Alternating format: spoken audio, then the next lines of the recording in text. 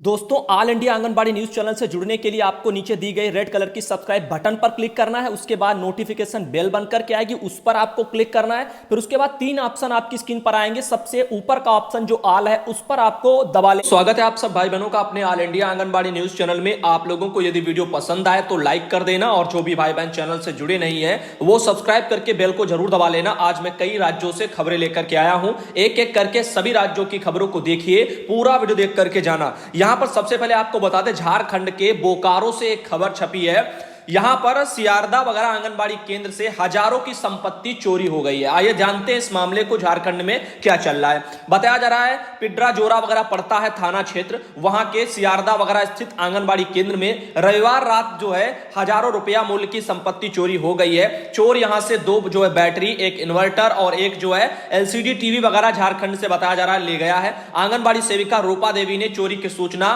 पिड्रा जोरा पुलिस को दी है। पिड्रा जोरा पुलिस ने घटनास्थल पर पहुंचकर जायजा भी लिया है। सेविका की शिकायत पर प्राथमिकी वगैरह भी दर्ज कर ली गई है। अब आगे देखो कितनी जो दिक्कतें हैं आंगनबाड़ी केंद्रों पर हो रही हैं। अभी आपको 2 दिन पहले दिखाया था उत्तर प्रदेश में भी किस कहीं जो है ताला तोड़ करके सामान लूट करके चोर ले गए थे। अभी आप देख रहे हो झारखंड में भी एक मैटर देखने को मिला। साथ ही बता दें अगली यहां पर जो खबर आप देख रहे हो, इसमें आंगनबाड़ी वर्कर 12 को घेरेंगी शिक्षा मंत्री का आवास। तो 12 अक्टूबर को आंगनबाड़ी बहनें शिक्षा मंत्री का आवास घेरने जा रही हैं। किस राज्य से खबर आई है जान लेते हैं। ये आपके पंजाब के फतेहगढ़ साहिब वगैरह से खबर आ रही है। तो पंजाब राज्य के फतेहगढ़ साहिब वगैरह जिले वगैरह से ये खबर है। आप देख लीजिए कि आंगनबाड़ी बहनें 12 तारीख को यानी 12 अक्टूबर को शिक्षा मंत्री का घेराव करने जा रही हैं, अपनी वही नई शिक्षा नीति को लेकर के, प्री प्राइमरी में हो रहे उस बदलाव को लेकर के। तो आगे आप लोगों को बताना चाहेंगे, इसमें लिखा है आंगनबाड़ी मुलाजिम यूनियन सीटू की बैठक, प्रधान जो है हरजीत कौर जी हैं पंजोला, उन्हीं की अध्यक्षता में माता गुजरी निवास जो गुरुद्वारा वगैरह है श्री फतेहगढ़ साहिब वगैरह में हुई है। उन्होंने कहा है कि सरकार द्वारा प्री प्राइमरी स्कूलों के लिए अध्यापकों की जो भर्ती है वो करके आंगनबाड़ी सेंटरों को बंद करने की जो योजना बनाई गई है उसकी कड़ी आलोचना करती है। अब देख लीजिए भैया, जो लोग ये कहते हैं कि आंगनबाड़ी का नुकसान नहीं होगा नई शिक्षा नीति में, तो यहां पर एक बात बताना चाहूंगा, उत्तर प्रदेश में भले ही जो है आप लोगों की मीटिंग यानी प्रशिक्षण वगैरह कार्यक्रम शुरू हो गए हो, लेकिन बाकी राज्यों में अभी शुरू नहीं हुए हैं। अब यहां पर पंजाब का मैं उदाहरण दे दूं तो आप लोग देख रहे हो पंजाब से ही तो ये खबर है ना। तो हम बताना चाहेंगे पंजाब में आप लोगों को फतेहगढ़ साहिब से जो खबर है, यूनियन कह रहा है कि यहां पर जो है आंगनबाड़ी बहनों को हटा करके जो है अध्यापकों की भर्ती कराई जा रही नई शिक्षा नीति के तहत प्री प्राइमरी में। तो आंगनबाड़ी बहनों के बच्चे भी चले गए, उनसे उनके बच्चे भी छीन लिए गए। अब उनके पास रह क्या गया है हाथों में, एक ये सवाल उठता है। जो भी था पोषाहार या जो भी अन्य तरह के जो गतिविधियां कार्यक्रम वो भी उठा करके कहीं एनजीओ को थमाए जा रहे हैं। अब आप बताओ ऐसे कैसे चलेगा। सरकार की नीतियां खुलकर के धीरे धीरे आ रही हैं, जैसे पंजाब में तो बाहर आ चुकी हैं कि आंगनबाड़ी सेंटरों को बंद करने की जो सरकार ये योजना बनाई है उसकी कड़ी आलोचना करती हैं। उन्होंने कहा है कि पहले भी 2017 में सरकार ने इस योजना को लागू करने की कोशिश की थी, लेकिन उस समय वर्करों ने जो है अपना विरोध प्रदर्शन किया था, तो सरकार को अपनी मांगों को जो है अपने इस कार्य को वापस लेना पड़ा था। उन्होंने समूह वर्करों को सरकार के आंगनबाड़ी सेंटर बंद करने के फैसले के खिलाफ संघर्ष करने की अपील की है। उन्होंने कहा है कि 12 अक्टूबर को संगरूर में शिक्षा मंत्री विजयेंद्र हैं सिंगला जी, उनकी जो है रियायत वगैरह का घेराव किया जाएगा। इस अवसर पर गुरमीत कौर जी हैं और आपके चरणजीत कौर जी हैं, जसवंत कौर जी हैं, दलजीत कौर जी हैं और सतवंत कौर जी हैं, परमेश्वरी देवी हैं, भूपेंद्र कौर जी बहन हैं, हरजीत कौर हैं और दवीर कौर आदि जो है बहनें वहां पर उपस्थित रही हैं।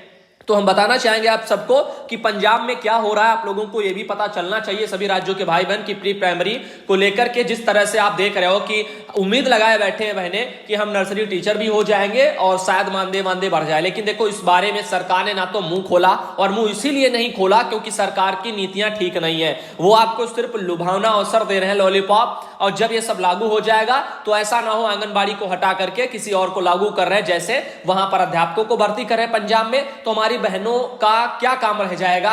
ये अपने आप को सोच करके हमारी पंजाब की बहनें चिंतित हैं। आगे चलते और भी बताना चाहेंगे, हरियाणा के मेवात से भी एक बड़ी खबर आ रही है। तो हरियाणा की बहनों आप भी ध्यान दीजिए, आंगनबाड़ी केंद्रों में कर्मचारियों की कमी देखने को मिल रही है। आइए देखते हैं ये कमी जो है आंगनबाड़ी केंद्रों में कर्मचारियों की आखिर क्यों है, क्या इस खबर में आया है। बताया जा रहा है नगीना आंगनबाड़ी में इस समय कार्मिकों की भारी कमी है। आंगनबाड़ी के 6 सर्कलों का भार केवल एक ही सुपरवाइजर पर है।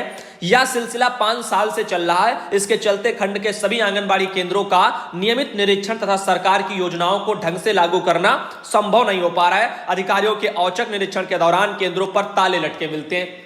तो भैया यदि आंगनबाड़ी केंद्रों पर भर्तियां नहीं होंगी, आंगनबाड़ी बहनों को और सरकार जो है नौकरियां नहीं देगी, लोगों को भर्ती नहीं करेगी, ठीक ठाक से चलेगा नहीं पूरा प्रोसेस, या आंगनबाड़ी का प्रमोशन करके सुपरवाइजर नहीं बनाई जाएंगी, तो क्या सुपरवाइजर के पद हो वो भी ऐसे ही पड़े रहेंगे, उन पर भी भार जाएगा और इधर आंगनबाड़ी बहनों पर भी भार बना रहेगा। तो ये जो गड़बड़ियां हैं ये किसके स्तर से है? विभाग के स्तर से। और विभाग क्यों नहीं करता है? क्योंकि सरकारें नहीं चाहती हैं कि भर्ती रोजगार जाए, वरना 5-5 सालों से यदि यही सब चल रहा है तो आखिर क्यों चल रहा है, ये भी तो सवाल उठता है। विभाग वाले क्या कर रहे हैं? वो बैठ करके सिर्फ अपना फायदा देख रहे हैं, तो फिर भर्तियां क्यों नहीं निकाल रहे हैं? तो ऐसे ही सवाल उठते हैं। लेकिन फिर वही बात कि ये लोग कुछ करना नहीं चाहते। हरियाणा में ये भी समस्या, और यही समस्या हर राज्य में, जैसे हरियाणा में भर्ती के मैटर में है, उत्तर प्रदेश में भी आप जानते हो, जाने कब भर्तियां आंगनबाड़ी की आई थी, शायद 2007 में। उसके बाद से भर्तियां देखने को नहीं मिली। अब आप बताओ, इतने जो है 13-13 साल हो जाते, भर्तियां नहीं मिलती हैं। इतना लंबा जो है प्रमोशन का साल निकल जाता है, प्रमोशन नहीं होता है, इसमें बहनें आउट ऑफ डेट हो जाती हैं। तब यही चीजें हैं कि जो भी कार्यक्रम जो भी ये चल रहा है ये सब गलत है। आगे देखिए, इसके अलावा सभी कार्य बताया जा रहा है ऑनलाइन होने से विभाग की परेशानियां ज्यादा बढ़ गई हैं। आंगनबाड़ी केंद्रों के सभी बच्चों को और उनके वजन व भोजन तक को ऑनलाइन करवाने की जिम्मेदारी सुपरवाइजर स्तर के अधिकारियों पर होती है। फिलहाल यहां के कामकाज को संभालने के लिए नूंह से सुपरवाइजर अलका रानी को बुला रखा है।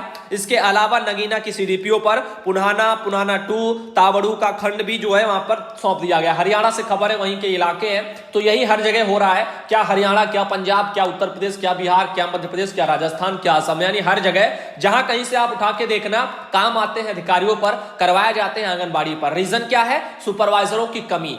और उसका पीछे भी रीजन क्या है कि आंगनबाड़ी बहनों का 50% जो कोटा प्रमोशन के दायरे में होता है वो समय से पूरा नहीं किया जाता, वो भरा नहीं जाता, जिससे सुपरवाइजर के पद भी खाली रहते हैं, उन पर भी एक्स्ट्रा आंगनबाड़ी का चार्ज सौंप दिया जाता है, और आंगनबाड़ी बहनें के भी पद नहीं भरे जाते, जिससे पड़ोस वाली आंगनबाड़ी का चार्ज पड़ोस वाली आंगनबाड़ी बहन पर सौंप दिया जाता है। यह है आप लोगों के इस सरकारों में रोजगार की स्थितियां, जो पहले कह रही थी कि हम सत्ता में आए तो हम करोड़ों लोगों को जो है हर साल रोजगार देंगे। भैया उनका हर साल तो छोड़ दीजिए, 5 सालों में भी कहीं पर रोजगार दिख नहीं रहा है, ना प्रमोशन लोगों का समय से दिख रहा है, ना भर्तियां समय से दिख रही हैं। आगे देखिए, अगला मैसेज ये है, नगीना में सीडीपीओ के अलावा स्वीकृत जो भी 6 पद है उन पर भी यही सब कुछ चल रहा है। तो हम आपको बताना चाहेंगे, आगे चलते हैं। जैसे कि देख सकते हो यहाँ पर और भी चीजें लिखी हुई हैं कि जैसे आपके 20 गांव हैं, वहां पर आंगनबाड़ी कार्यकर्ता के पद 5 साल से खाली पड़े हैं, लेकिन अभी भी विभाग इन पदों पर भरने की प्रक्रिया नहीं चला रहा है। ऐसे में इन गांवों के बच्चों व गर्भवती महिलाएं मिलने वाले लाभ से बेचारी वंचित रह जाती हैं। सीडीपीओ कार्यालय में सुविधाओं की कमी बताई जाती है। तो ये सब क्यों है? क्योंकि विभाग पैसा इन कामों में खर्च नहीं करता, सिर्फ आंगनबाड़ी बहनों पर जो है अंकुश लगाएगा, चाबुक लगाएगा कि आप काम करती रहो, काम करती रहो, काम करती रहो। इसी वजह से हम कहते रहते हैं कि भैया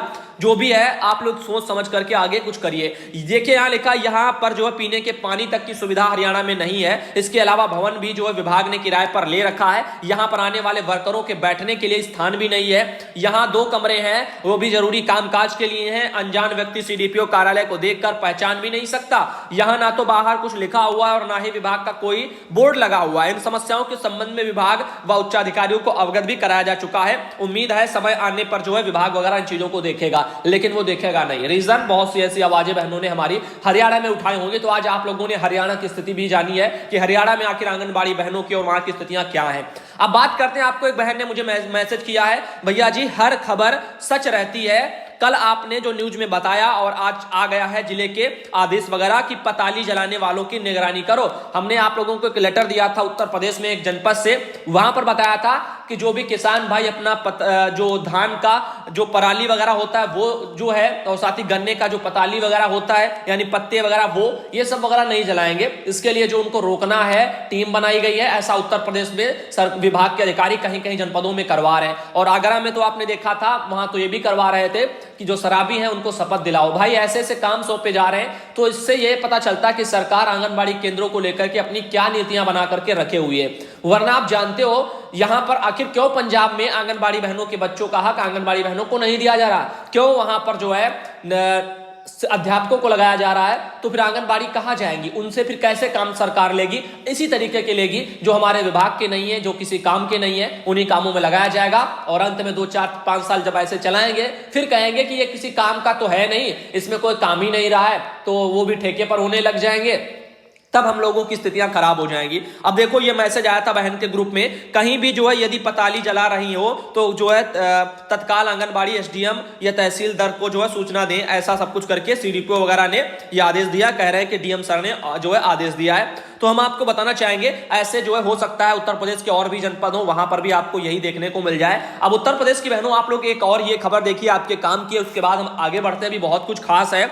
21 अक्टूबर को बुधवार पड़ेगा। बुधवार के दिन जिला बेसिक शिक्षा अधिकारी की संचारी रोग के संबंध में निदेशालय द्वारा जो है ऑनलाइन मीटिंग करवाई जाएगी। 22 अक्टूबर को बृहस्पतिवार को बच्चों अभिभावक की ऑनलाइन बैठक में साफ सफाई की प्रतिज्ञा, स्वास्थ्य व स्वच्छता पर संदेश वगैरह दिए जाएंगे। 23 अक्टूबर को शुक्रवार को जनपदों में खंड शिक्षा अधिकारी की जिला बेसिक शिक्षा अधिकारी द्वारा संचारी रोग के संबंध में ऑनलाइन मीटिंग की जाएगी। साथ ही 24 अक्टूबर शनिवार को नवमी दिवस पर जो है अवकाश रहेगा। 25 अक्टूबर को दशहरा पड़ रहा है, अवकाश रहेगा। 26 अक्टूबर सोमवार को अभिभावक अध्यापक व्हाट्सएप ग्रुप पर ऑडियो वीडियो जो आपका कम्युनिकेशन वगैरह के माध्यम से ऑनलाइन मीटिंग कराना एवं संचारी रोग के संबंध में जानकारी देने का आपका कार्यक्रम प्रस्तावित है। साथ ही 27 जो है अक्टूबर मंगलवार को कोविड-19 महामारी के दृष्टिगत संचारी रोगों के रोकथाम, सोशल डिस्टेंसिंग, साफ सफाई एवं खाने से पहले बच्चों को 20 सेकंड तक साबुन से हाथ धोने के प्रति जागरूक करना होगा। साथ ही बता दें 28 अक्टूबर बुधवार को शौचालय की साफ सफाई पर ध्यान देने हेतु बच्चों को ऑनलाइन प्रेरित करना होगा। साथ ही 29 अक्टूबर बृहस्पतिवार को एसएमसी वगैरह लिखा हुआ है, एसएमसी वगैरह के सदस्यों की ऑनलाइन मीटिंग में संचारी रोगों पर चर्चा की जाएगी। साथ ही 30 अक्टूबर शुक्रवार को कक्षा 3, 4 में पोस्टर स्लोगन हेतु बच्चों को प्रेरित करना है। साथ ही 31 अक्टूबर शनिवार को संचारी रोग पर पेंटिंग बनाने हेतु बच्चों को प्रेरित करना है। तो ये आप लोगों को अक्टूबर महीने में होने वाली कुछ गतिविधियों के बारे में मैंने बहनों आपको बताया है, जो 21 तारीख से प्रस्तावित है, यानी लास्ट वाला पूरा सप्ताह। आगे बताना चाहेंगे, आप देख सकते हो एक और मैसेज आया, बहन ने लिखा है भैया जी नमस्ते, ऐसा जो है शो कर रहा है, सही आईडी पासवर्ड डालने पर भी शो कर रहा है और ये कैसे ठीक होगा भैया जी बताएं जल्दी, ये उन्होंने लिख करके भेजा है। अब देखो जल्दी तो हो नहीं सकती, इतने मैसेज आते हैं, पर्सनल रिप्लाई जा नहीं सकता, जब हमें समय मिलता है तभी हम जो है उसको देखते हैं, स्क्रीनशॉट लेते हैं, फिर आपके लिए हम वीडियो में ला पाते हैं। अब एक एक को बताएंगे तो हम खुद ही थक जाएंगे, इतनी ज्यादा बहनें हर जगह से। तो देखो आईसीडीएस कैश को लेकर के कुछ दिन पहले भी मैंने बताया था, इस पर समस्या चल रही है, गड़बड़ है, डाटा वाटा सर्वर को जा नहीं रहा, तो इसीलिए शायद सर्वर से जो है ये पहुंच नहीं पा रहा है आपका, जब भी आप इसको लिंक कर रही हो, लॉगिन कर रही हो, तो इसीलिए दिक्कत आ रही होंगी। और इसमें लिखा है अपने नेटवर्क कनेक्शन की जांच करें, तो आप ये भी देख लेना कि डाटा वगैरह जो मोबाइल का है यानी इंटरनेट वो ऑन है या नहीं, तो उसके बाद ट्राई कर लेना। तब भी ना हो तो समझ जाना कि जो है आईसीडीएस कैश पर गड़बड़ियां अभी चल रही है, अभी वो ठीक नहीं हुई है, पूर्व में ही बताया जा चुका है, इसलिए फॉर्म वगैरह सर्वर को नहीं जा रहे हैं। आगे देखिए अगला मैसेज ये है, और मुन्ना भाई हैं, उन्होंने भेजा है कि कल गोद भराई कार्यक्रम निश्चित रूप से होगा, लेकिन लाभुकों के घरों पर गृह भ्रमण के दौरान ही किया जाएगा। ऐसा मुन्ना भाई जी के वहां पर अधिकारियों ने जो है उनके वहां ग्रुप में भेजा होगा।